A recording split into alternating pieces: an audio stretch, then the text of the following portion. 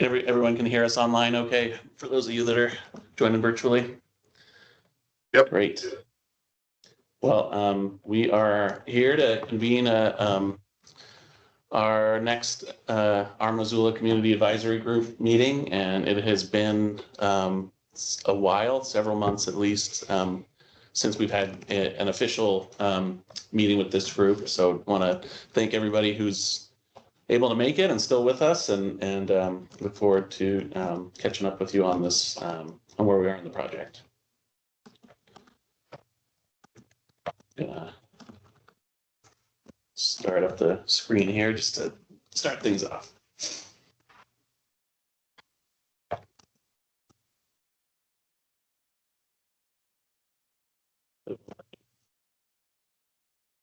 Hi, Bob. We're just getting going here. Emily, just in time to help me start this slideshow. Tech support to help. Yeah. To present the teams, and it's just Go into Teams. in the teams to the meeting. Yeah. And then share. To leave. So, And then your window. And then give notes or anything. yeah. We'll put it in full. And then there should be. Do you have those? I know where you're. Okay, and then click those, and then present review. Okay. All right, let's try this again. Welcome, everyone. Thank you for joining our meeting today. And we're here for the Missoula Community Advisory Group. And so our agenda today is up on the screen here. Typically, we start with a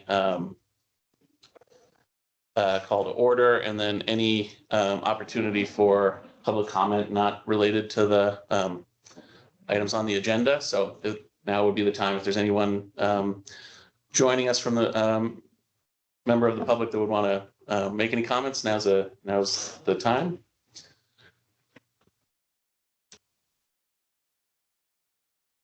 Go ahead, David. So I'm just looking at your agenda that's on the screen.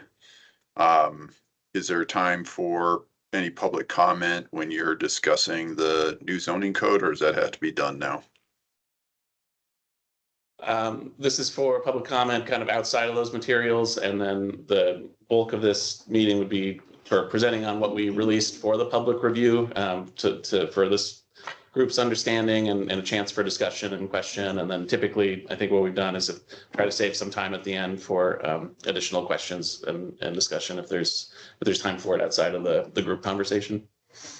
And then part of what we're doing here is to kind of announce and orient folks to, that we've just begun the public review period. And so that there are all of the options and opportunities to make public comment through that period. Yeah, so there should be time at the end, David. An important caveat, though, that Ben just mentioned, comment given today in this group is not public comment on the record for the zoning framework itself. So that is funneled kind of through that process. This is just public comment, for us to consider as part of this advisory group.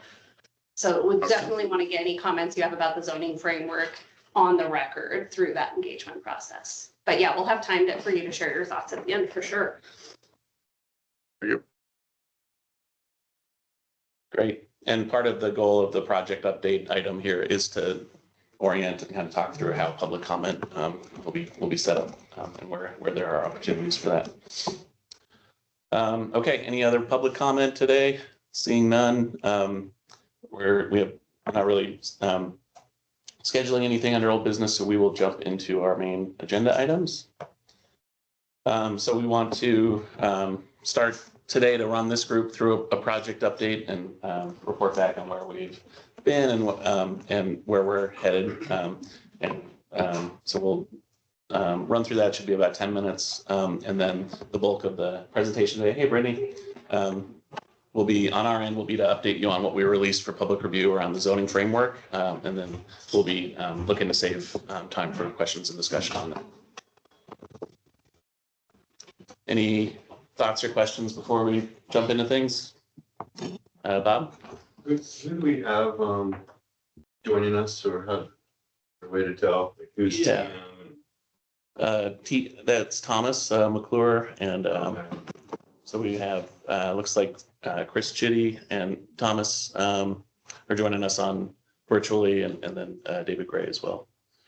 Okay, my other question is, are you suggesting you don't want questions or conversation until you get through your presentation? I think we can take questions as we go, and I might, if it gets to a point where it's a large, kind of a bigger conversation, we can put that towards the end too. Do you think we'll have a good amount of time?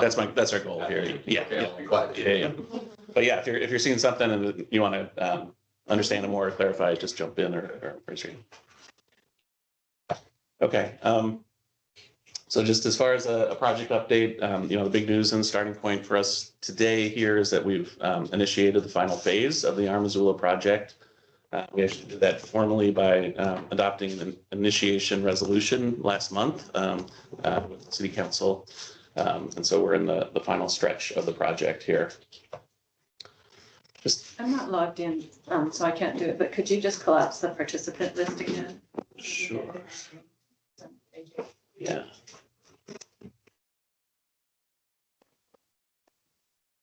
Can folks see this okay? Here, I can. So, You want to pop it out then? I can log. yeah, I can would you, log for- can I pass this around to anyone who's kind of get the screen set up? And I'll just keep. Thanks. Okay. So, general reminder, goal of this project is to update our codes to better align with our policies. Last year, the city adopted the land use plan, which was policy, the major policy milestone for the project, which identified community values and created a vision for Missoula. The regulations are the tools that actually implement the plan. So we've been working hard this year to put together new regulations, which we're starting to share out now with starting a public review period. The land use plan included policy themes that set goals for related to land use for the city. And then it distilled those goals into a land use strategy that most specifically described and designated how those goals were allocated, designated, and prioritized through the creation of place type designations and street types. Just as a quick reminder of that. And then the other thing I'd just bring up and touch on here is that we also, as a reminder, adopted guiding principles for this comprehensive code reform project. Those are listed here. Those were adopted by resolution last year in 2024. With the land use plan. These are separate from the land use plan. So this was an earlier step in this full project process. And the goal of these was to set out goals and to anchor at what we would be producing and developing as the code. Oh, no, Sorry. Yeah, sorry, guys. We'll be distracting and try to deal with this Yeah. dead You mouse. might just need to move closer to the. No, this is for. Sorry. So I'm not going to read through all of these, but this is a reminder that these are, our reference points for the new UDC.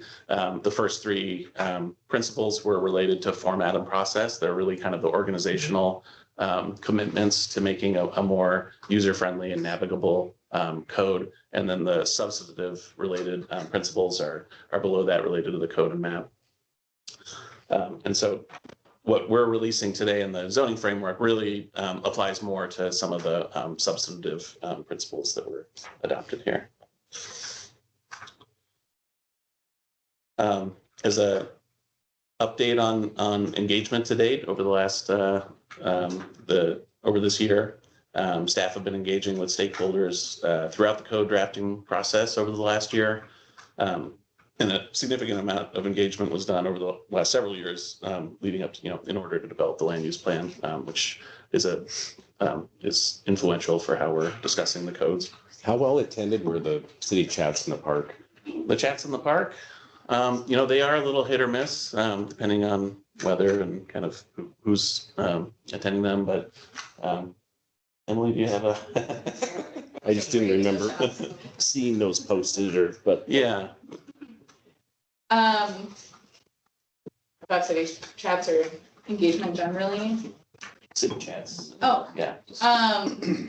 yeah, we've throughout the year trying to take advantage of some just like tabling opportunities where we can get people a little more passively as they're going about their business in Missoula. The city chats are kind of hit or miss, but the way they work is we go to a park in a neighborhood and a few different groups from the city set up. And so I've been there with mostly heads up that like, hey, this change is coming, be aware, everybody. And then one that's not on this list is maybe a few that aren't on this list. We've gone to a number of neighborhood meetings with the same message of like where this this project and change is coming. And then we're at the climate test this weekend. And actually have a lot of people excited about this project. Yeah, it's a nice way to carry things forward, kind of be able to catch people in other avenues. The main reason I ask is there was the low density, medium density, high density. And then it seemed like pretty overwhelming support for, was it medium density or was it the high? I can't remember. It was the high. Yeah, and in that moment in time, probably 2 years ago, I'm just wondering when this stuff hits the ground, if people are gonna be like, whoa, Yeah. what is this? We're hoping to hear from you about that today. Yeah, that's definitely the goal of this. I think that's yeah. So just to keep moving, we hosted frequent code user meetings that helped to influence how we're putting the code together. We also doubled up on some of those meetings for this group as workshops. So that was another piece of that reminder. So with that, the last step of this project is to work towards adoption of a new unified development code. It will be called the new Title 22, and we're putting up the table of contents that will include it. Thank you, Aaron. Resolved our technical difficulties in the room here for those of you that following it. So the Unified Development Code will contain regulations that are currently spread across multiple codes. And the goal is to create a one-stop shop for development regulations to bring all of these codes together and into alignment. So this process requires close collaboration between departments, and the code has to be simplified, consistent, and clear about review authority. So on the screen, these are the proposed chapters. Chapter 1, the introduction, and Chapter 2, administration and procedures, will cover high-level information that applies to the entire code. Chapter 3 is reserved for now and not used. Chapter 4 will contain the zoning. Chapter 5 will contain the subdivision regs. And then, just between those two chapters altogether, that replaces something like 5 existing titles right there that would be merged into and brought into those two chapters. Chapter 6 will cover all regulations related to infrastructure. And the revised regulations in this chapter are pulling primarily from current Title 12 and Title 13 regulations. And Chapter 7 will be reserved as well for future potentially bringing in building code to the UDC, but not part of the project at this point. And then lastly, all the definitions for the unified code will be located in Chapter 8. Stepping back from the UDC,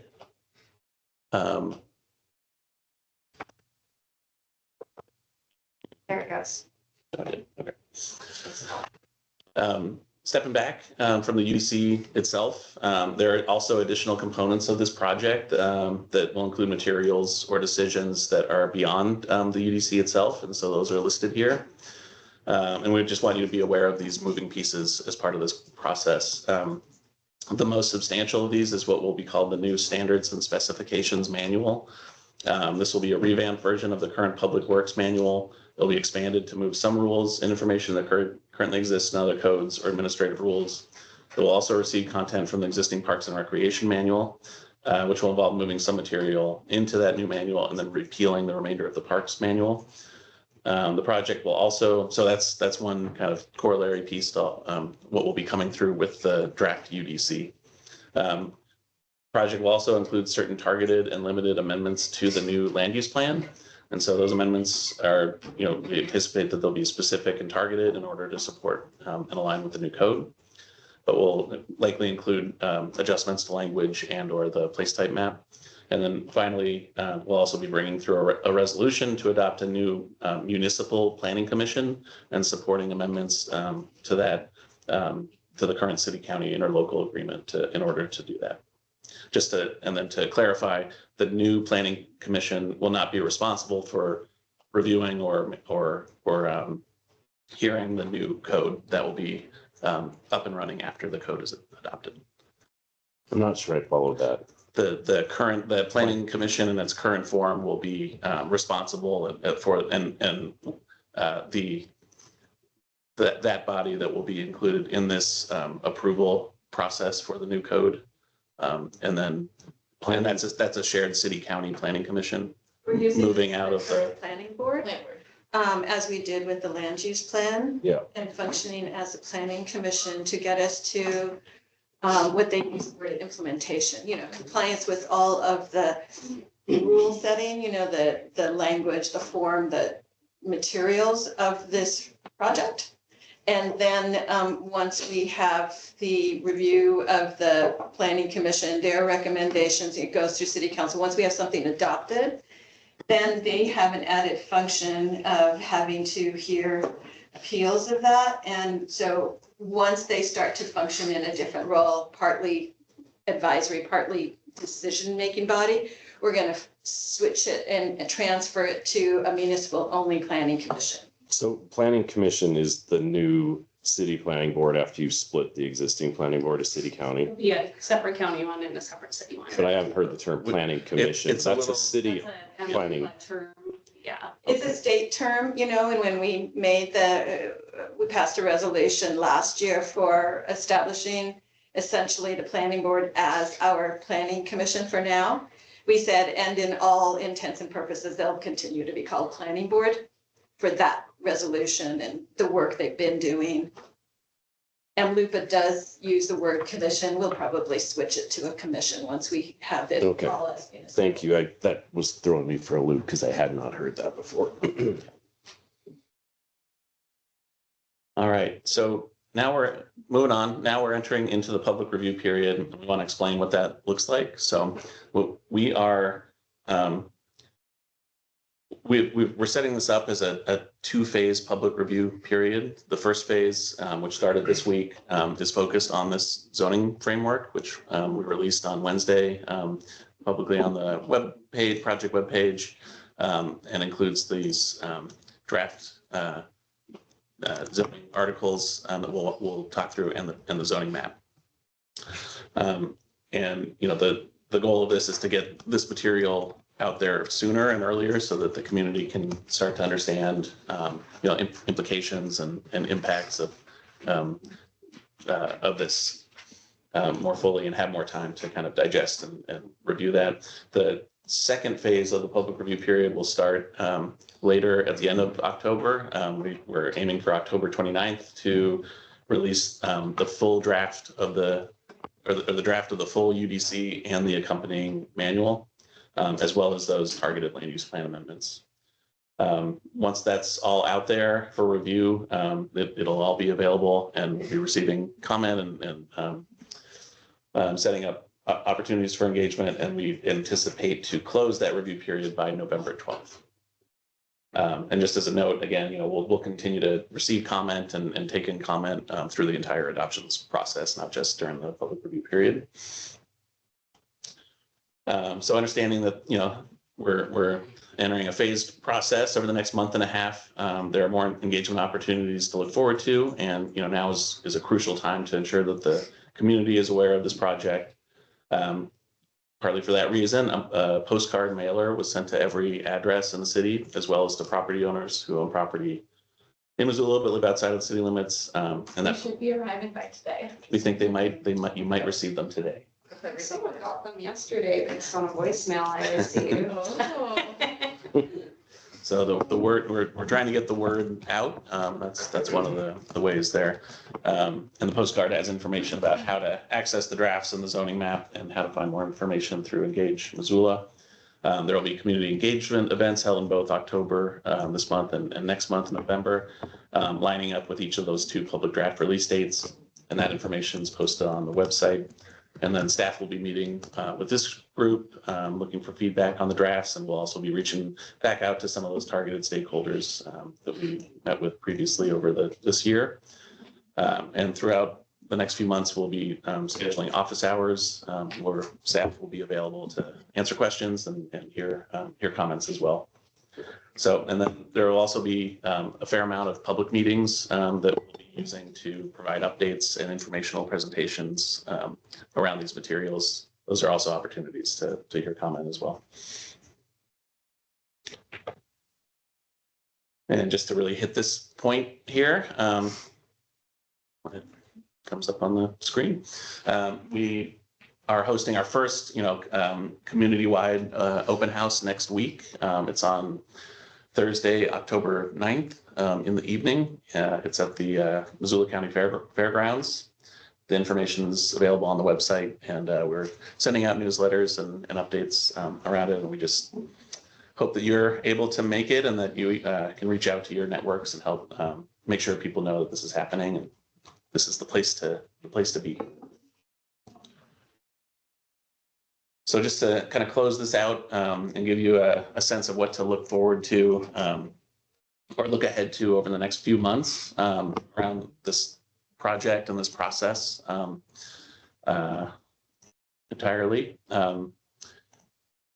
Okay, we're starting the public review period this week. It will run through into the second week of November. So starting this week, we're releasing the zoning framework. At the end of October, we're releasing the Unified Development Code and the accompanying standards and specifications manual and land use plan amendments.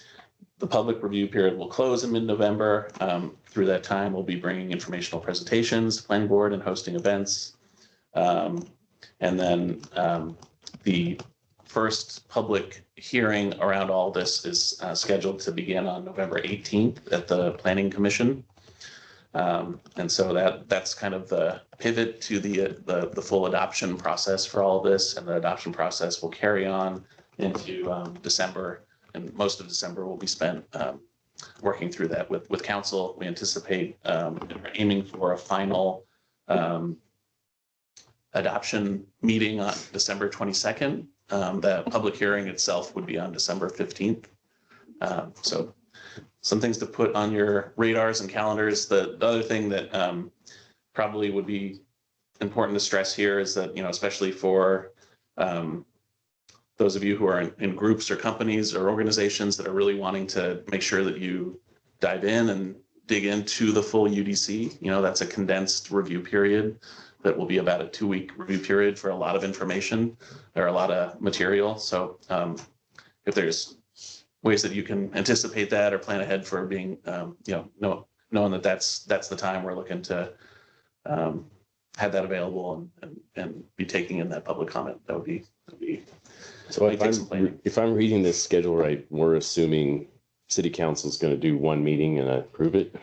No, we're gonna start to bring it to LUP as early as December 3rd. Okay. And so we'll hold the public hearing December 15th. We'll open and close the hearing that night. Then we'll use December 17th as a work session. And it may use the whole day as like a all-day LUP meeting, as much time as we need. as a work session to work through any potential amendments that council wants to see. So hopefully all of that is resolved. And then this is just a final approval item on the 22nd. So the whole month of December will be spent bringing this through the council process. Okay. Yeah. It's, so the other point to make here is that the code does not actually go into effect until a little while after the adoption period. So that final bullet on there would be the actual effective date for all of this would not be until the end of January. And there's, yeah. So that might be a stopping point or just chance to check in on any of that, see if there's any other questions or anything we want to talk through. And Dave, what's your time? Sorry. Ben, what's your time? Just in terms of that schedule, it's on. The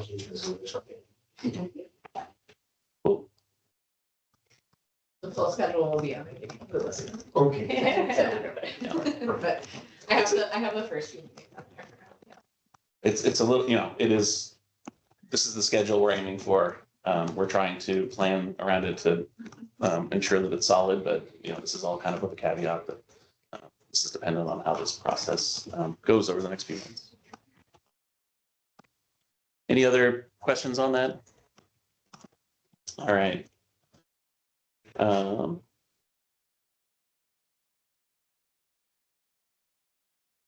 we get into the meat of it. Now we get to the good stuff. If I can figure out how to share my.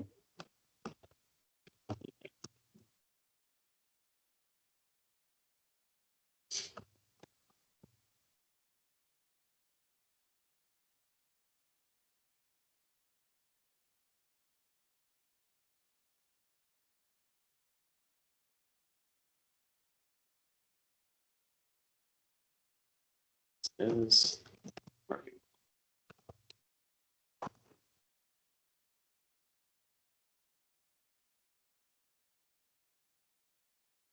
Okay, so it might help to just get a quick sense of who all actually had a chance to look through any of the materials that were shared out. I think we all did. We all read it. Everybody ready? Let's discuss. Okay. If that's the. Skim the good part. I'm gonna, We can do light overview. I'll do a light over, knowing that I will make this brief or make this kind of, I'm gonna edit this down and then the idea would be that we can bring any of the materials up that we want to talk through or look at we want to get into. So just making sure that you all are aware this is on Engage Missoula. There's a page that is dedicated to this. When you get to that page, there are various materials that you can look at. One of them is a zoning, story map that tries to kind of lay out the reasoning and explanation for how the zoning map was put together and the zoning districts based on the land use plan. There's also a link to an actual interactive zoning map that you can look at a parcel level and see the proposed zoning and other attributes. And then the documents themselves are available in this tool at the bottom of the page that you can review through Conveyo, put comments directly into that document in an interactive way. There are also PDF versions of the map and the documents available on that same page if it works better for you to download those and just kind of digest them that way. So just to, locate us, the zoning framework that was shared out contains the bolded articles on the screen. So again, on the left is the full. It's like a 10-second lag. It is a bit of a lag. Those of you online are seeing slides way earlier than people know. Don't know why that is. Try a different view. Yeah, okay. Okay, there it is. This might be more helpful. Yeah, so, the table of contents on the left, that's the entire UDC. And all we're talking about here, or what we're talking about specifically is within the Chapter 4 zoning chapter, and those articles that are bolded in that full table of contents that will be the full table of contents that's included in that full zoning chapter. So we're talking about, you know, four articles out of 15 and some excerpts from the historic preservation article and the use article that to bring out that use. Yeah,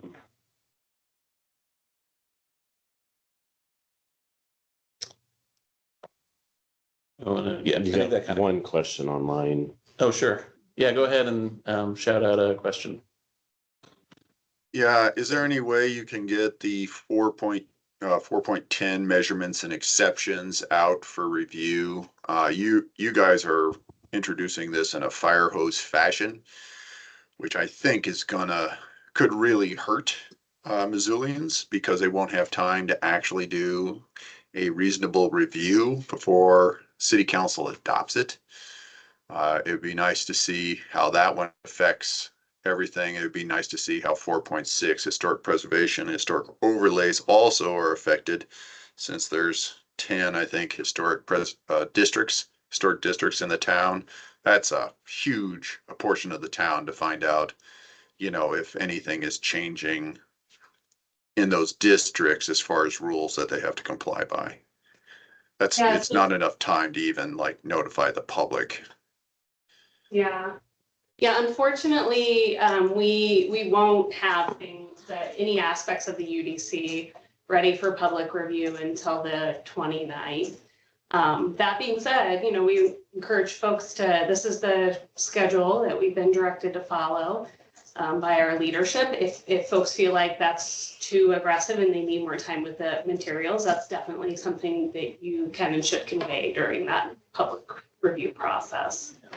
But unfortunately, we're on the schedule we're on. It's as aggressive as we can make it, in the sense that we're literally releasing documents to the public as soon as they're ready to release.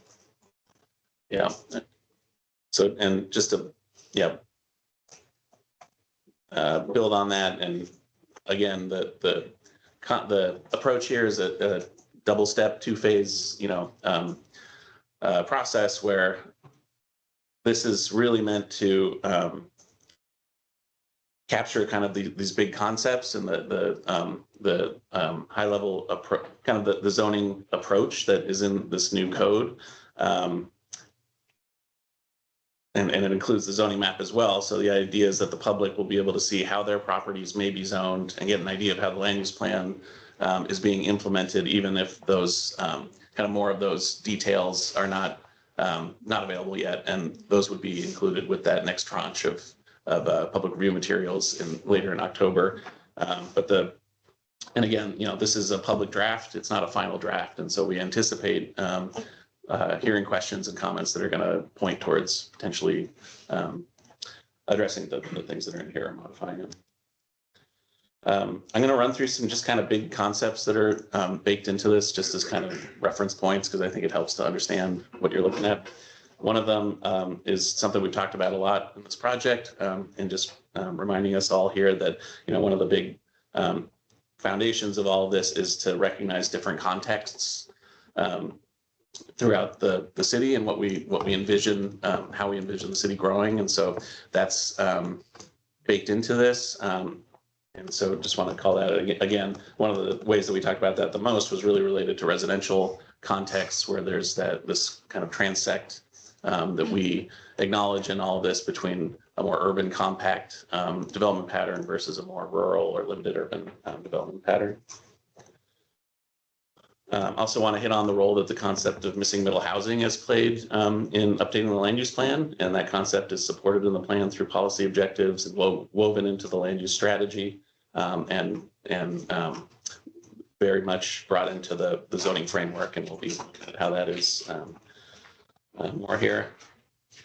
As far as kind of the approach to all of this, we hear and continue to hear questions about how are we reducing and simplifying the zoning and reducing ultimately the number of zoning districts.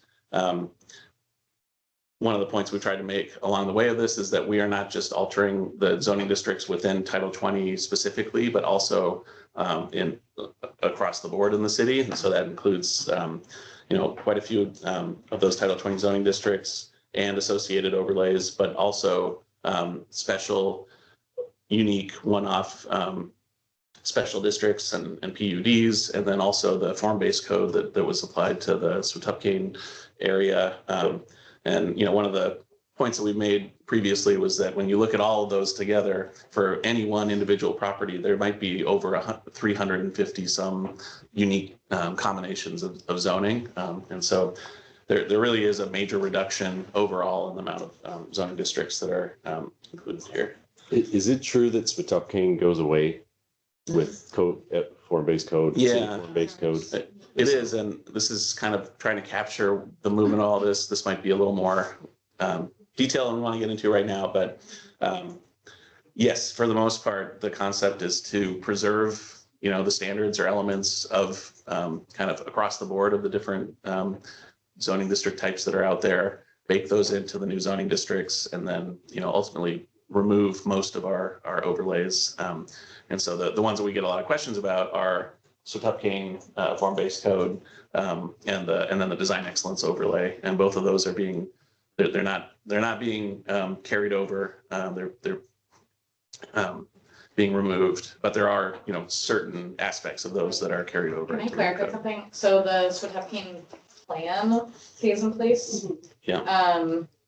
And that the form-based code, like the separate Title 21 will be no more, and we're kind of absorbing that into the zoning. We've selected districts and place types that align with what were neighborhood units in that plan previously. So plans still moving forward, but different zoning, that's not a whole separate confusing thing. Okay, and do you have a list of which existing special zoning districts you're proposing to stay in place? There's no list because there's none. No. So mill site too? Yeah. At one time I had heard that was one of the few you were gonna keep. We had been looking into it and found that the new zoning should serve the development plans. Additionally, the current special district references back to Title 20 a ton. And so moving into a new code and not wanting to continuously keep going back to our old code. That and seeing too, we had a good district to accommodate it. Thank you.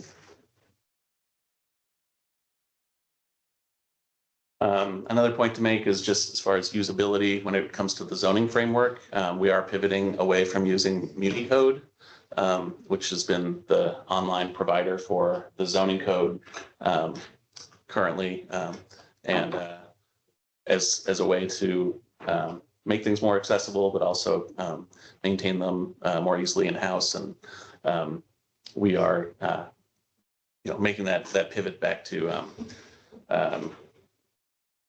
supplying the zoning code as a set of PDF documents. An important concept that we are bringing into the new zoning framework is floor area ratio. So I just want to walk through a reminder of what that is. Often, referred to as FAR. It's a planning tool cities use to regulate the size of buildings in relation to the land that they sit on. The way it works is that the FAR is a ratio between the total building floor area and the size of the lot. So for example, if you have a 10,000 square foot lot and the FAR is 1, you can build up to 10,000 square feet of total gross floor space. That could be one floor covering the whole lot, or 2 floors stacked covering half the lot, or other combinations. So it really sets up flexibility.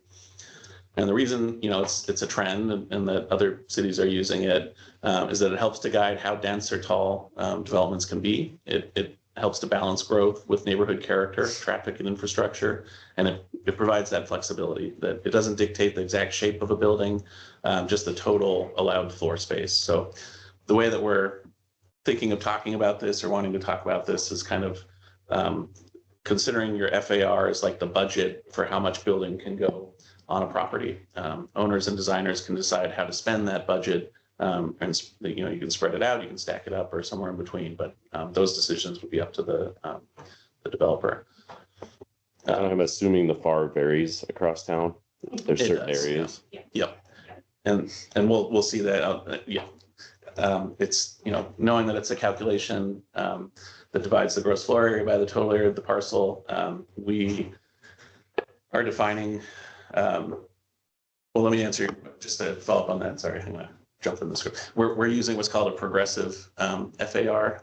And so this is another kind of application of this, which means the more the more homes you build on your lot, the more space you're permitted. Yeah. And so- it replaces density, so in your more intense residential districts, you're gonna get more floor area than you are in your lower intensity districts. So the idea would be that a development of one single house, you would have a smaller budget of floor area, but a duplex, triplex, apartment building, and so on, you get your budget expands for. And can you talk about how we define gross floor area? Yeah, and just to make that point that the gross floor area that we are applying this to is above grade, so it does not include basement space or underground space. And it also doesn't include accessory buildings or parking and vehicular circulation areas and that, garages and whatnot. And there's Is it- more do you detail have, on like- that in the standards. Okay, in the standards, is there going to be sort of, sometimes the floor area, like gross floor calculation has been sort of a specific to zoning kind of thing, like head height, is there going to be anything below a certain head height going to count towards gross floor area? We don't have that in the draft now, but I'd love to hear ideas for what that head height is, knowing we've been there with ADUs and had some difficulty. So that's good feedback to hear. David, did you have a question? Yeah, I was looking at your FAR. There's no exemption for it for mechanical spaces, shaft, exterior wall thicknesses, outside decks, occupied roofs. I mean, those are all amenities that are in a building, and I don't see why an occupied roof should take away the floor area of what you can have for income generating portions of a property. I've got a whole list. I'll send it to you guys, but I see some real issues. There's like if the apartment has a storage room that is accessible through the apartment for accessibility, elderly and parents with young children, it counts against them. But if they put the door so it's outside and it's less accessible and it's not safer for their family, then you don't have to count it. It just doesn't make sense. If you're going to require a storage room, just don't count it. If you're going to require, if there's shafts and elevators and stairs and stuff like that in a building, don't count it. It's That would be not great if you could send that to us, occupied Dave. stuff. Yeah, and we have a few of those, but yeah, the rest of the list would be helpful. Like we were not going to count stairwells, and then additionally storage units were not going to be required, but they are there as an exemption in case developer chooses to use them. Yeah, but it has to have a door outside the unit, and that's the part that doesn't make sense. Yeah, So- talk to building a little bit about that one. Yeah, that would be great to get that list, David. I'll get it All to right, we're you. gonna- I'm redlining your entire set and I'm gonna email it back to you, so. Perfect, that's We'd what we expect want. nothing less. All right, we're gonna try to keep, I don't want to rush you guys, but we want to make sure you have time to Yeah. talk. Want to call out the reasoning and kind of some of the basis for the parking requirements that are shared out here. The framework includes updated and in many ways reduced parking requirements. So some of the main policy concepts that are driving those are one, that housing production and affordability is a key priority, and that's impacted by parking. Density and compact development in our infill areas is a key priority, and that's also impacted by parking. The market will allocate parking supply more efficiently than regulations often. And so we want to recognize that. And then finally, we are responding to state law changes and directives that include removing parking requirements for any residential use under 1,200 square feet. And so what you'll see basically in this zoning framework is that building on that, we've removed any parking requirements for residential use. A key concept also was, and this was a popular one from the land use plan process, was to allow more neighborhood commercial uses more broadly in our residential neighborhoods. So just want to call that out, that that is built into this framework as well. What we the way that we are implementing that is to allow for small neighborhood scale commercial uses. And that's pegged to the specific building type, the neighborhood commercial building type. It does limit new structures in size and location, but it also allows for conversion of existing structures pretty broadly. And it allows for low impact, use commercial and industrial uses. And so it dovetails as well with the use table. So those are kind of the high level concepts that are driving some of this. I'm going to run through kind of what you're actually looking at pretty quickly, and then maybe we'll kind of open this up for more conversation. I think as a way to just understand the actual materials, there are 3 zoning district chapters. Those are listed on the left, and there's a building standards chapter article listed on the right, and then the use table. The building types are listed here on the right, and we'll talk about those, but basically the concept is that any development would be permitted or reviewed under one of those building types. And then correlating to that, the districts, all of the district articles are broken down by naming the districts, naming the related contexts as they inform, what specific districts we have. And then there's a list of development standards, and those are listed on the bottom there. So that's mainly what I was gonna kind of. Can you help me understand context? Maybe I'm not an architect, but I don't understand that. My quick response to that is, when you see context in the zoning code, just think place types. They are the link from the land use plan place types over to why the zoning districts are being designed the way that they are. We'll kind of point out in some of the standards where context is really driving it.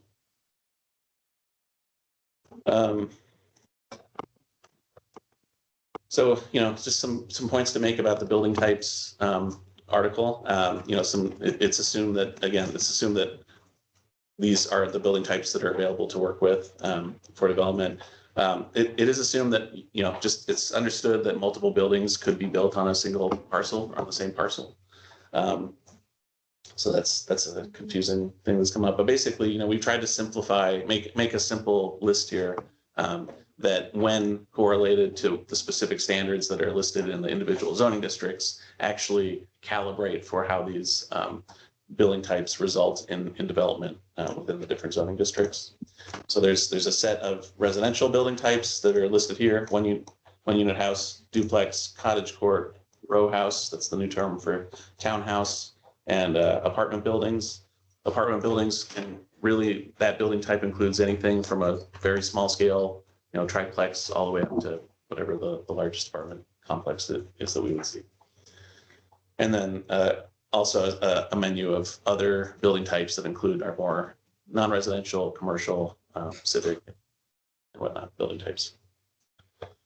So understanding that, just some key points to make about the use table is that it's it's brought over here to provide an understanding of what uses are related to which district, the full details about how those uses are defined, and if there are any kind of correlating standards to those are going to be part of the full use article that will be released later in October. One thing to call out: conditional uses have been eliminated. We no longer are carrying forward a conditional use process. And then just to make sure everyone sees it, that the place to find the parking requirements are in that use table. So this first column, you can kind of see it in the corner here. tags the parking requirement to the specific use in that. So to run through the zoning districts themselves, there's 3 categories. They're sorted by residential, mixed use, and special use. These districts are simplified, they're merged, they're renamed to align with the place types adopted in the land use plan. Chapters are streamlined to cover the primary requirements for each district. And the regulatory elements that vary depending on zoning districts are described in these district chapters. So this includes information about context, series of standards that address things such as building type, allowed building types, number of units per building, floor area ratio, lot standards, building placement, and building form components and landscaping. So those are the kind of quick and dirty list of what standards are in here. Ultimately, we've landed on 22 new zoning districts that are listed here. I think I'm going to just really run through this if that's okay, and not just know that this is meant to kind of set you up for how to know what's in these districts. So this is all information that's in the materials. Besides kind of the general opening for the district chapters, the next main ingredient is the context. And again, I kind of think of that as the crosswalk over to the land use plan. So for the residential zoning districts, there are rural, limited urban, and urban contexts. For mixed use districts, there are urban, downtown, and limited urban contexts. And for special use districts, there are industrial, open space, and civic contexts. And there's a range within all of that that's kind of better described in the zoning districts and informed by the place type descriptions. But that's the general idea for what is the foundation for these zoning districts. In some of these cases, there might be a single zoning district that implements a context. In other cases, there might be several zoning districts that implement kind of a range within that context, which is more what you see in the residential district or the urban residential. So the final component of the zoning districts are the standards themselves. And again, I'm going to kind of run through all of these really quickly. This is just to give you a sense of how these are built out, what's in them. These are the standards. Allowed building types. So that is just a off the bat mechanism, implementation tool for calibrating districts. Within that, there's also a standard for units per building. So when this is talking about residential development, one of the tools here is to allow for some simple building types, but then to also distribute, kind of the scale of those building types and housing capacity through this tool. And that's, I think, a really important one to note, context, right? So apartment buildings being allowed in almost all but one, I think, residential districts, but the scale of those apartment buildings should look different based on the zoning district. And so whether you can have 3 units, 4 units, 12 units in an apartment building, but then even if your lot is big enough, you could potentially have multiple 12-unit apartment buildings, but they're going to be more in scale, in house scale, as the kind of adjacent neighborhood around them. So that's really how we look at context while kind of increasing intensity of use. But that's different than what we've done in the past. So. Yeah. And the real kind of one to hone in on here probably is how this is applied to apartment buildings, especially in the residential districts.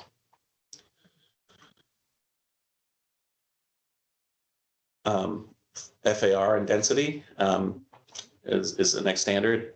There is no density requirement for mixed use districts. So you'll see there's no correlating table for this. This is just something that FAR is only applied in our residential districts. And then we do have kind of a carryover density standard for the industrial mixed use district, which is a special use district type.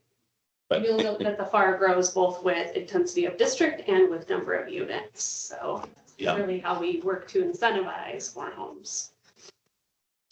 And so this is, again, you were asking if there's a range of different FAR, standards, and this table presents that kind of range based on anticipated number, how many units would be involved in the development and which district it would be located in.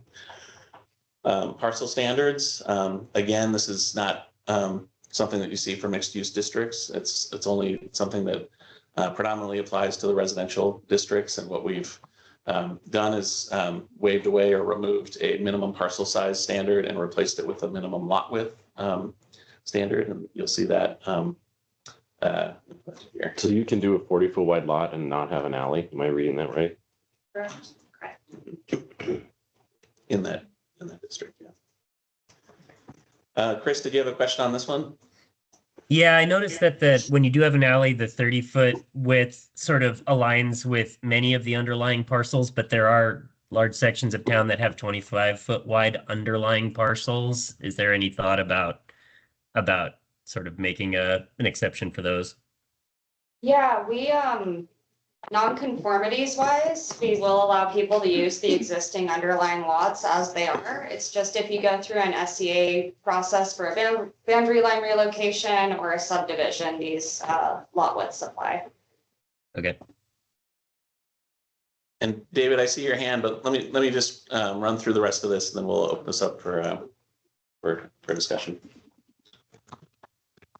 Okay, final standards here. Building placement. This is what you think of typically as setbacks or build to zones in areas. We distribute those different approaches between kind of the different district types. These next standards are where you'll see some of those design excellence, current design excellence standards carried over into some of the mixed use districts, such as build to zone, build to width, that type of thing. And just another point to make on this is that in the residential districts, we have made an effort to reduce setbacks by at least 25% in accordance with the kind of state law and the Land Use Planning Act. In some cases, I think you'll see it's reduced even beyond that, especially on the rear. And were these given to you by a consultant? I mean, these were recommendations, or is this some things the city came up with based on previous experience? I think it's a bit of a mix. The consultants gave us some recommendations for setbacks, and then we tweaked them a little bit from there, and I think bumped a few down. And it's also, these building placement, building form standards, they play over into the FAR, like what FAR will control for. So, yeah, these are kind of like the ultimate parameters, but then FAR will also result in some restrictions too. Just want to make kind of clarify that the general landscaping requirement in here is includes a general percentage landscaping requirement. Additional information, related to parking and right-of-way requirements are addressed in the full UDC, and that'll all be available for public review, when that goes out later in the month. So there are probably details that you're looking for related to landscaping that aren't necessarily in the zoning framework. We can say, just one thing to know is that just as a way to understand where this percentage applies to, it applies to all new mixed use and non-residential development, and all new residential development with 7 or more units. So there are exemptions within this for when this standard would be applied. And finally, this is the final kind of set of standards that are in the code: building form and components. So we're looking at things like maximum height and width requirements, as well as, again, some standards that were carried over from design excellence, such as street wall height and transparency requirements on the street level. And I would just say in those standards, what is it called, building and components, we've made changes to it too. So Yeah. there's reduced step back requirements. There's relief from the exception part of it, some relief from it. And so check it out. But we were hearing from folks about, what is a viable lowest floor before you step back and stuff. So I think we've tried to account for that. I'm gonna close this out in the next 3 minutes. There are historic overlays that are included in the draft materials. These relate to really the only overlays that we are carrying forward in all this, although there is one other one that's a airport hazard overlay that we'll be implementing as well. But other than that, there really aren't any overlays that we anticipate outside of these ones here. So what you'll find in the materials that were shared out are the standards and descriptions of these specific overlays, and then the full historic preservation article will be released later in the month. And then just to kind of touch on the map as well, we've updated the zoning map, and it covers it applies to any and all property within the city. It doesn't apply beyond city limits, and it would use these new zoning districts. It is designed to align with the place type map, which was adopted with the land use plan. It's designed to accommodate the housing capacity analysis and projection that we were needed to produce and adhere to through the land use plan. And then, residential opportunities are distributed through mapping of new residential and mixed use zoning districts, so that upzoning is not concentrated in vulnerable neighborhoods. And so, our main mission during the code reform process is to translate the vision that we established in the land use plan into the regulations that implement it. So the clear way to understanding the new zoning map is that it really relates to the place type designations as they were mapped. And so you see the menu of zoning districts that are applied generally adhere to the place types that were mapped in the land use plan. So this kind of walks through the way that we were associating those. So we can talk through more about the mapping process as well, if you have any questions. One thing that I do want to just point out here as a way to understand what you're looking at was kind of a comparison to baseline, or a comparison to where we started.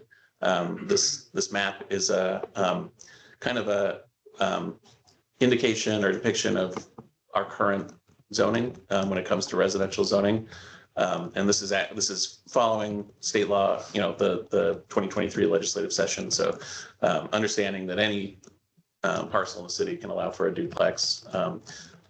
You can see that within the area in the city that currently that's zoned residential, something like 80% of it is restricted to no more than 2 units. And the remainder of that allows for 3 or more units.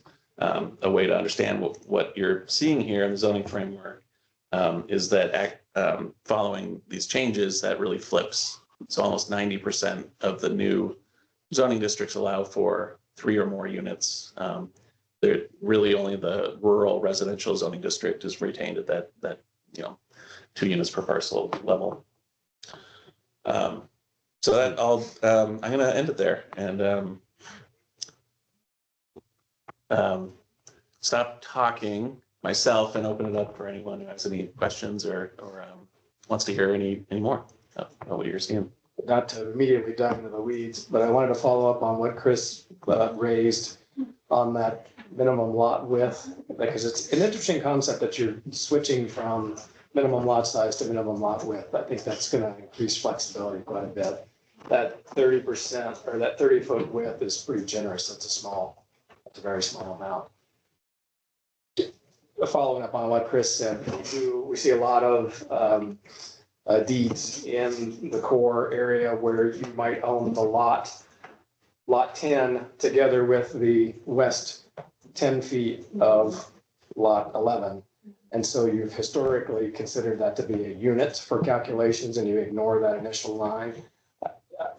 I just want to point out, we're going to look for that in this code because that will fix a lot of those problems. Because if I'm doing a boundary line adjustment between, like if we have two lot owners and one has lot 10, the west half of lot 11, the other one has the east half of lot 11 and then lot 12. If I need to move that boundary over 2 feet to accommodate a fence line that's in the wrong place, and we don't count it as a unit, it's going to be a non-conforming lot that will bar the use of that exemption, which is not what you're trying to do. Combined, both those lots are going to be 40 feet wide. So we need to treat them as a unit, and that'll fix a lot of that. But that builds into my bigger picture question, which is we had talked at some, well, maybe I had talked at some point about wanting and hoping to see administrative deviation ability, so that for small little deviations of, maybe it's a height that's 2 feet too tall, or it's a width that's a foot too wide, is the staff going to have the ability to do administrative deviations from that within a certain amount of percentage or something? Again, to start to keep reducing the need to go for variances and the like, or reduces causing things to be legal non-conforming. And I love that you don't have conditional uses. What are you gonna do with all your free time, not processing conditional use permits? The backlog of everything else. Yeah. So those are both Cassie questions. Okay, Trying to think. Few points, I guess. Variances under the new state law and code are administrative, so you no longer have to go to a Right. board of adjustment. The state law also allows for substantial compliance. We are still working internally to find where the line on that is. Is it 2 feet of height? Is it sure. X percentage? The state law doesn't give great guidance on that. It has a Right. definition that includes substantial compliance in the definition, which is tricky. Yeah, That, and we're also working with the state law that came out of the Maid lawsuit, which mentions that when planning staff exercise judgment, we do have to go through a noticing period. Yeah. And so trying to weigh that substantial compliance with when noticing is being triggered has been a little bit tricky. yeah, that the current district court opinion is damaging and dangerous. And so, well, it'll be interesting. I think there's a hell of a lot of eyes on the appeal of that. And I participated in an amicus brief in that on behalf of the American Planning Association. But we focused on the public participation portion of that, trying to get the court to understand that public participation is clearly built into this whole process significantly. But in any event, that's conversation for another day. I guess my comments are geared towards accomplishing this goal that this is more user-friendly, both for us and for you. And in decreasing this staff time taking to having to address little tiny deviations of things is, it looks like you're accomplishing that. And what we're hoping to is that the standards like setbacks have been reduced and everything's been made easier enough where those deviations are less necessary too. That's been a goal. I'm very encouraged. I think as Dave is pointing out, the devil's in the details of the specifications, but the framework as a whole, very, very encouraged. It's great to hear.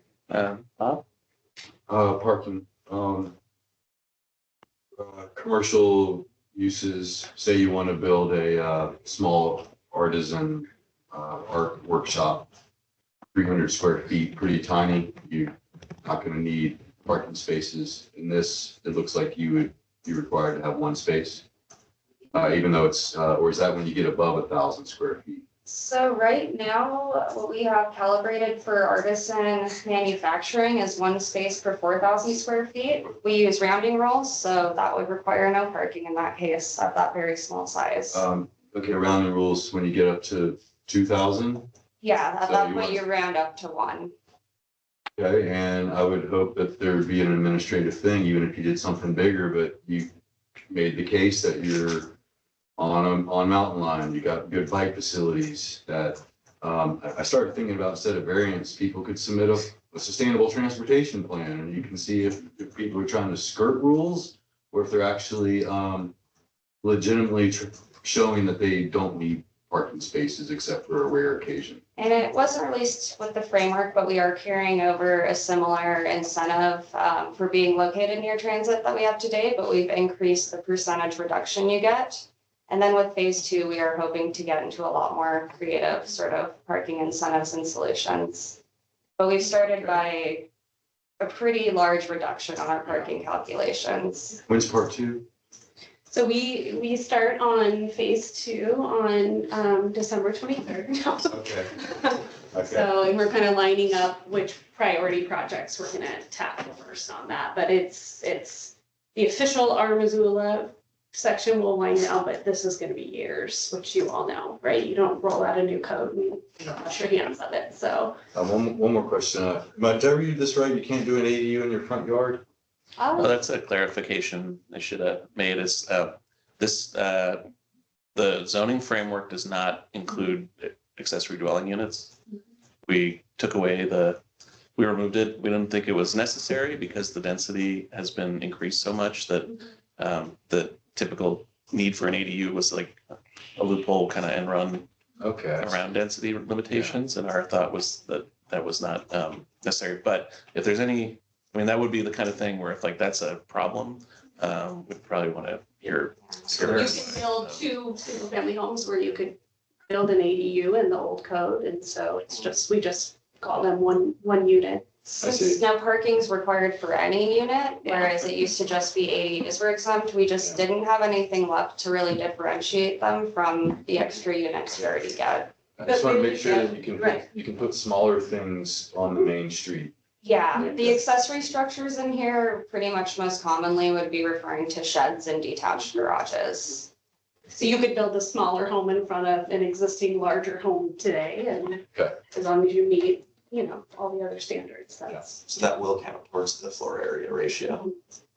But our accessory structure standards, they're not really intended to speak to residential Yeah, any longer. that would just be 2 homes. So whatever we have for where they're located is to be only in the rear and side, or can we allow? Yeah, same rule where accessory structures can't be between the building and the street, except for through variance. We know some folks have weird layouts existing, but now we're talking about sheds and outbuildings. We're not talking about residential. That's interesting with the accessory dwelling units because state law and those conversations with the legislature have been focusing on requiring ADUs. Yeah, And also prohibiting you from not allowing yeah. ADUs, which is a little different conversation. So I looked for that too, didn't see the ADUs and I thought, what's going on here? So that's just something to be prepared to explain, which you just did very easily. But there are going to be people who are saying, hey, you're not complying with state law because you don't have any provisions for ADUs. And That we, might be a notation we can put in the code that we define an ADU as a 1-unit dwelling. Right. Yeah, that's a So great. you're actually being more generous with Yeah. ADUs by saying you can have 2 structures that are the same size. Exactly, that's a great Yeah. point. Chris, I just wanted to point out, Dave, we're gonna go to the members real quick, but we'll circle back to you for your questions as well. Chris?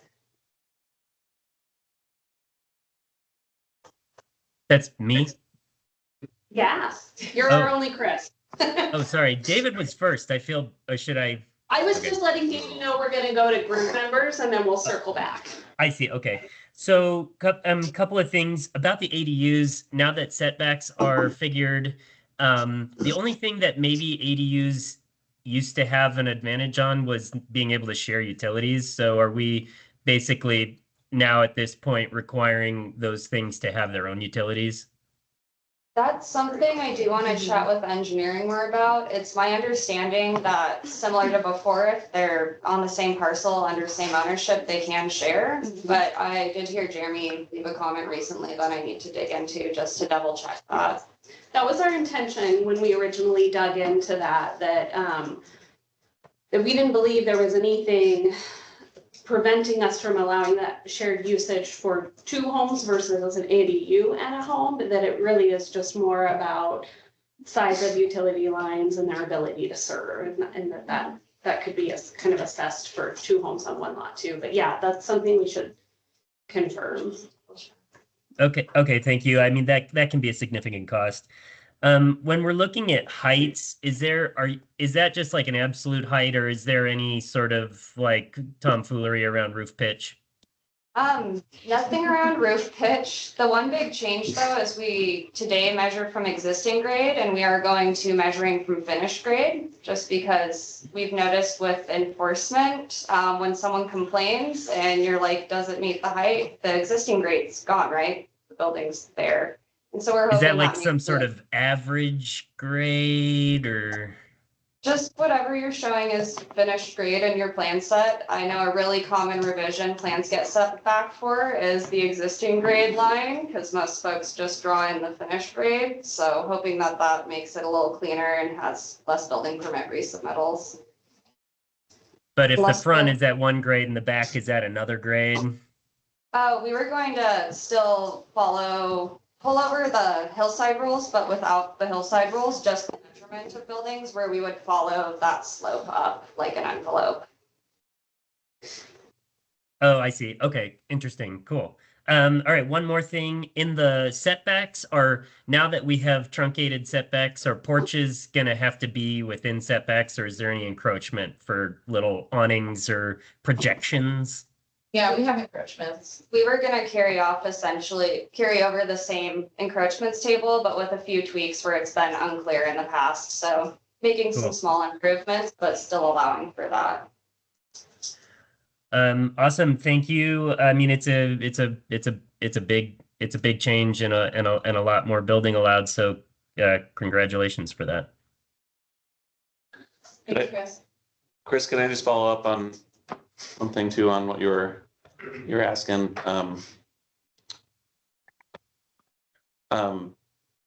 Going back to the upcoming, full zoning, just to point out that one of the articles that will be included in that we don't have available now, but it will be coming out then, is this 4.12 multiple buildings on one parcel, and this is kind of a new section, that our hope is to clarify some of those questions around, like you were asking about utilities on for different buildings on the same site.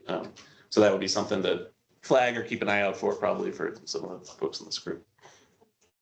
Any more questions from group members before we go to public? I guess I have comments. I don't know if they're better for city council or if I should get them out now. Just concerns about I think the FAR is pretty generous for the most part when you look at like multifamily, particularly affordable multifamily type projects. I think it can get a little bit weird in large single family homes on relatively small lots. It looks like it could get challenging to build a fairly large home on a relatively small single family lot. But I'm more concerned about the maximum number of units per building in these, particularly in the urban districts, because I assume that's where we want to see multifamily development. And right now in the table, is it here? Right now, so for instance, like in the urban districts and urban 1, the most units you can have per building is 4, urban 2, the most units per building is 6, urban 3, the most units per building is 12, and then there's no max in the urban 4. It's just not financially feasible to actually build multifamily under those conditions on larger lots. So this makes sense if you're talking like true infill, like backyard infill. Somebody wants to put a 4-plex, this code's going to be really workable for that. But like, for instance, I'm aware of a project happening right now that would be, I think, 75-ish apartment units. They're going through boundary line relocation right now. It's RM 145 right now, so they could build a 75-unit apartment complex. No max units per building. It would be multiple buildings, I'm sure, but a large scale apartment complex. It's being rezoned to the urban residential 1, which would say you have to build this project in 4-plexes. That project's not going to happen in 4-plexes because a 4-plex is generally going to be a 2-story building So you're taking your foundation cost and you're taking your roof cost and you're only spreading it across 2 stories instead of 3 or 4. You have a sewer and water connection to each one of those buildings. You've got siding all the way around it instead of party walls. And so you look at the framework of this and the goals, and it seems like it would result in more density because of what is allowed. But if you look at what exists on the ground in Missoula, I think this will actually result in less density, because these areas that are kind of pegged for the higher density, they're areas with, an existing home on a small lot. Maybe it's a $500,000 house on a, 5,000-6,000 square foot lot. A developer's not going to be able to come in and buy like blocks of those homes to build larger scale multifamily. And so I think we're kind of stuck back in the position that we are today, which is most of the multifamily projects we're seeing today are being built in commercial zone districts. And so again, I think we're still stuck in that. I don't think we're going to see multifamily come out of this for kind of the same reasons that we're challenged today, but it's actually even more challenging, like the one I just mentioned, which is that today that is set to become a 75 unit apartment building. Under these zoning designations, that project's just not going to happen. There's no way it's going to happen. Do you see a way to fix that? Like, is it, yeah, and I'm trying to figure out, is it a problem with the units per building, which is designed to help make sure we have context-specific development? Or is it a problem with mapping? Should Well, that area I think be it's- mapped yeah. more of a limited urban, not residential, but mixed use? Because really those corridors and those Right. UR4 are where ideally it's not appropriate in a UR1 or 2 for 75 units. That's not contextually appropriate for what's around it. So Right, like in that particular instance, I mean, I can give you the area. It's like Eaton and there's not really a cross street, but the closest one would be like Cottage Court.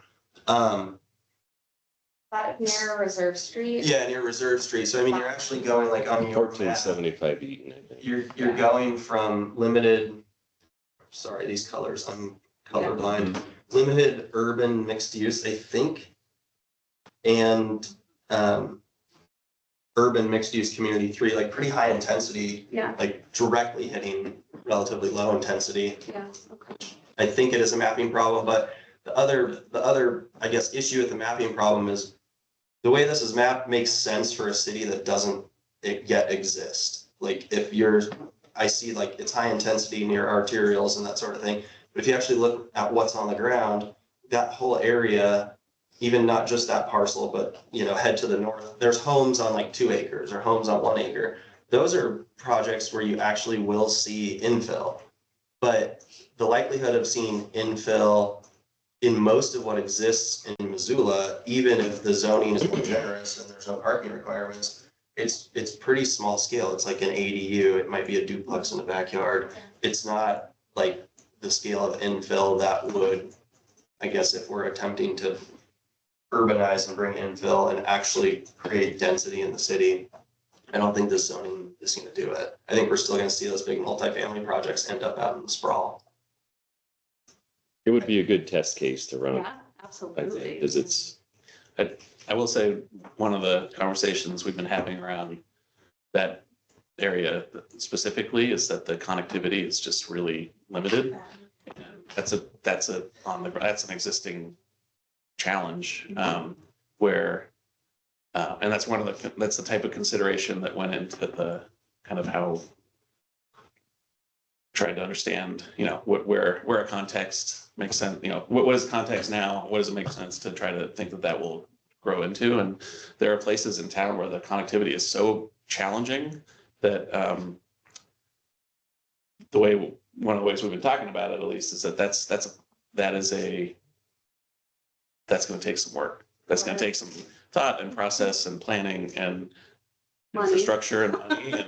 And so it's not to say that isn't necessarily like a place that should accommodate that at some point, sometime in the future. But to get there, it's going to take some doing. And so we would hope, I guess, that the way this could work moving forward is, this is this kind of this pivot point, transition point where we are kind of trying to merge, what's on the ground now, how we've developed so far to what we want to see, and knowing that we're going to continue to update that as we go. So there are, but the crux of this conversation in a lot of ways is kind of around where is there opportunity for capacity versus how are we addressing compatibility concerns about how growth happens in our neighborhoods. And floor area ratio too, the calibrations really looked at sort of median parcels, what your kind of normal parcel in an area is. And yeah, it gets pretty wonky. This is the really big church lot, right? Which is huge compared to most parcels in the area. And the floor area ratio on that's like no problem. Yeah. It's Yeah. super generous. It's Buildings you're not per even unit. gonna maximize it. So But that project just doesn't work. It's fourplexes. It's not gonna work at all. yeah, I'm realizing what you guys are talking about. And I completely agree. Bob, did you have something? I thought I saw your hand raised. Well, I might look into it later. The FAR stuff, I'm just, not counting the parking. I need to think deeply about that. First, when I heard that, it seems like it might be a bias towards staying as more automobile dependent, which, and because even with the parking policy, I think a slide should be added that says we have a goal to cut our single occupant vehicles in half. That's the reason why we're not requiring parking so much.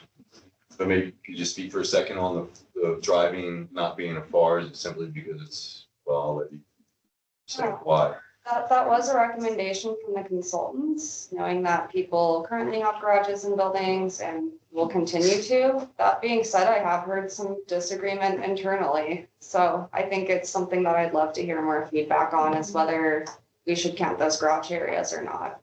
Be a big decision whether to count a lot of that, or parking lots in general too. No, Just anything building. outside of the building. So similarly, decks wouldn't count towards FAR because they're outside those So a walls. garage, an attached garage would be one kind of in play where maybe the community should debate this one pretty soon. Okay. Yeah, that's one I would love to hear more on. Tim? Just a general point, I was just curious if you took into consideration future annexation in terms of how this new code jives with the county recent changes. Because, the planning board, we're hearing lots of stuff on the outskirts that are potentially going to be annexed. So just curious if this new code potentially has a disincentive for annexation. Yeah, that's a great question. I think we have been working with the county and have been thoughtful about the county's mapping and rezoning process that they underwent and what those adjacencies look like. We are also, one of our top priority projects to move into in the phase 2 work is we have to redo our annexation policy as a result of this work. So that really needs a fresh look as well. And so we're going to dig into that there. So that's the short answer. And just to add to that, I think we're aware of a couple places where the county is looking at a change to the growth policy map too. And I think it's not timing well for where we're at, but because we have to review this every 5 years, it's 4 years now, that kind of thing.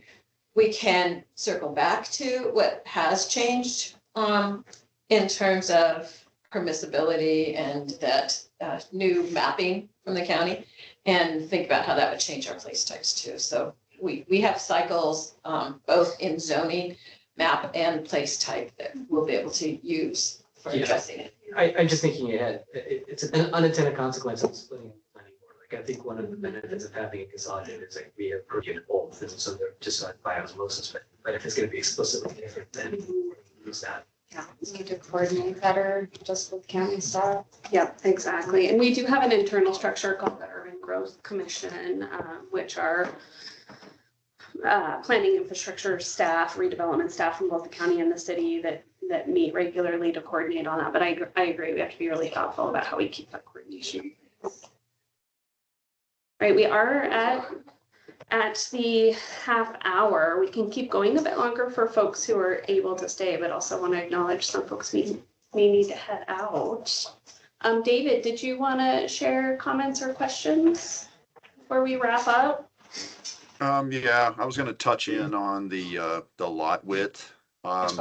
There's a huge section of the north side and all of the Franklin to the Fort neighborhood where this legal subdivisions are only 25-foot wide lots and 30-foot lots, and you are setting a minimum, I believe, of a 40-foot lot. So making these two massive, maybe 20% of the entire city non-conforming, that is just, in my view, flawed thinking. And if you're going to do infill in these areas, and they're probably the greatest opportunities to do infill, I don't see why you would require a wider lot than what the legal subdivision currently provides. So I would say 25 feet in the Franklin to the Fort, or just across the city, or 30, 30 or larger, where that's the width of the original subdivision lots. But if it's 25, then your lot width, it can't be less than 25. But you're still going to have a problem if somebody built a garage, a shed, or a fence on the property line, and you want to do a boundary line to get a little bit more. And according to the new rules, you could only have a 40-foot lot or a 30-foot lot. So you technically can't do a boundary line relocation to get your fence back on your property or your neighbor's garage onto his property. So I think you got a real problem there. And we'll flag your and Alan's comments on that, because I agree we have to have a solution for that in the code. I have hopefully quick ones. So that map that you showed, I think it was place types, or was it zoning? But anyway, at the end there. yeah. Zoning. There was a snafu with the place type map, and I was on the phone with Mary. You kind of had to look at two different maps, and you couldn't zoom in on a property. You had a question. Is that fixed? And the maps you showed, Ben, are they available through? You used to be able to go in, and it was a layer. The What's My Zoning tool. Yeah. Yeah, that's been updated. Yeah. But that does not have this updated. Yeah, so if you want to play around with the zoning map, you would go to Engage Missoula, and it's an interactive map. You can plug any property address in there, and it will take you and show you the proposed new zoning with the underlying place type. Okay, so that's up and running, but Yep. they're in two different spots. The place type should be back up on What's My Zoning. It is. Okay, it was a pain when it wasn't. Yeah, we had- Our whole GIS system crashed. Yeah. about a month ago. We experienced We had that to too. rebuild. I'm sure you So it was- did. It was very painful, but yeah, I would really encourage you guys to go to the Engage Missoula site, the Our Missoula page of that. And the first thing you'll see is there's a story map that can kind of walk you through the zoning framework process, and then links to the interactive map, all of the documents. So that's kind of the clearinghouse for all of those aspects. And the interactive map is very cool. You can plug any address, any property, zone in, kind of see the surrounding areas. And you can comment directly on those maps. Yes. So if you have thought about a specific parcel, we'll get it. Okay, because my clients, they have no idea. They're not paying attention. So I'm trying to do a little upfront work so they don't go, what? You Well, didn't they're tell me? postcards. Yeah, that doesn't mean they're going to read the postcard. And then also, I've been hearing this a lot from Julie Lacey, daycare. I didn't see anything about daycare facilities, and is there going to be flexibility in Yeah. those being in neighborhoods, Daycares will and be allowed, I think, in every zone, but are industrial. they won't be considered that neighborhood commercial? They're just allowable in any They're- residential zone as a use, and that's per some state law changes a few years back. So they already are today allowable in every residential district. And there was some input, we're in conversations with you about this around potentially allowing like larger daycare centers in industrial places, and that actually was brought into the draft, so. Industrial, right? Yeah. Industrial. Limited industrial and the IMU, yeah. IMU. So Yes, we're it's just our heavy Kind of industrials. recognizing it more as it's public civic, but has a lot of the commercial elements that would be very beneficial to workers in those areas. Okay, and last question for me, I promise I've asked a lot today, but so on the map you showed, I saw overlays on projects with existing entitlements, Maloney Ranch, 44 Ranch. So how does that work if you have an existing entitled, is their special zoning district I'm hearing goes away? Could you do a duplex or a fourplex in those projects that were approved 20 years ago?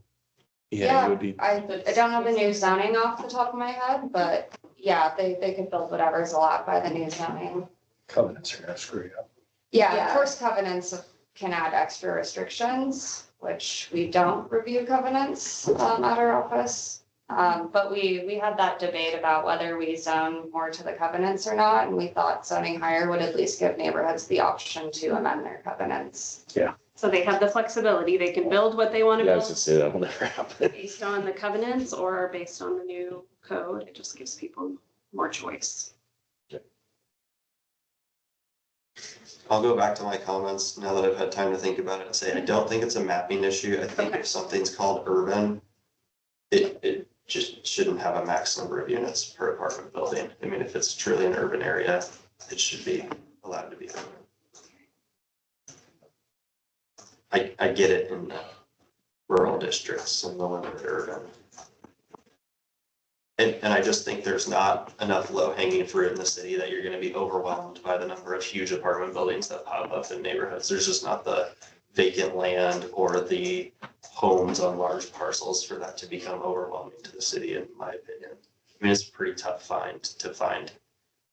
75 unit infill project is actually huge. That's aside from like the old sawmill district or like these big industrial parcels. I mean, I think that's actually a really unusual instance. But that's a lot of units to get in the center of the city instead of have them out in the sprawl. Okay, that's good feedback.